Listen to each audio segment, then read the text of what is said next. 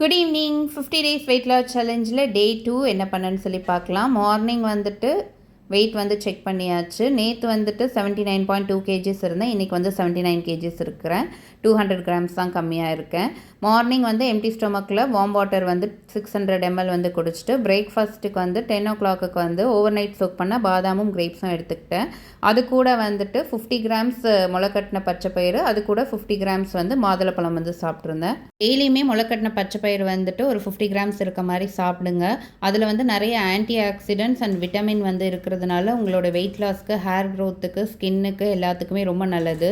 அப்புறம் அது கூட ஒரு தோசை சிக்கன் கிரேவி வந்து வச்சு சாப்பிட்ருந்தேன். நேற்று போஸ்ட் பண்ணியிருந்த பச்சைப்பயிறு தோசை எப்படி பண்ணுறதுன்னு நிறைய பேர் கேட்டிருந்தீங்க. ஓவர் நைட் வந்து பச்சைப்பயிரை ஊற வச்சு நெக்ஸ்ட் டே வந்துட்டு 100 கிராம்ஸ் பச்சைப்பயிறு, அது கூட 3 பல்லு பூண்டு, ஒரு பச்சை மிளகாய், ஒரு துண்டு இஞ்சி, 1 டீஸ்பூன் சீரகம், தேவையான அளவு உப்பு, அது கூட வந்துட்டு கொஞ்சமாக கொத்தமல்லி வந்து நான் ஆட் பண்ணியிருக்கிறேன். உங்களுக்கு வேணும்னா நீங்கள் முருங்கைக்கீரை கூட அது கூட ஆட் பண்ணிக்கலாம். இது கூட 1/4 டம்ளர் தண்ணி ஊற்றி நல்லா அரைச்சி எடுத்துகிட்டு வந்துடுங்க. அரைச்சதுக்கப்புறம் நம்மளுக்கு வேணும்னா நம்ம தண்ணி ஊற்றி மிக்ஸ் பண்ணிக்கலாம். ரொம்ப தண்ணியாக கரைச்சிடாதீங்க, கொஞ்சம் திக்காகவே இருக்கட்டும். தோசைக்கல் சூடான உடனே மாவு ஊற்றி உங்களுக்கு வேணும்னா நெய் இல்லைன்னா ஆயில் போட்டு திருப்பி போட்டு எடுத்திங்கன்னா பச்சைப்பயிறு தோசை ரெடி. இன்றைக்கி வந்து லோயர் பாடி ஒர்க் அவுட் தான் பண்ணியிருந்தேன். நேற்று ஃபுல் பாடி ஒர்க் அவுட் வந்து ஒரு 20 எக்ஸசைஸ் கொடுத்துருந்தேன் இல்லையா, அது கூட வந்து இந்த 15 எக்ஸசைஸ் பண்ணணும். ஈச் எக்ஸசைஸ் 20 கவுண்ட்ஸில் 2 செட் வந்து பண்ணிக்கோங்க. வேணும்னா ஸ்க்ரீன்ஷாட் வந்து எடுத்துக்கோங்க.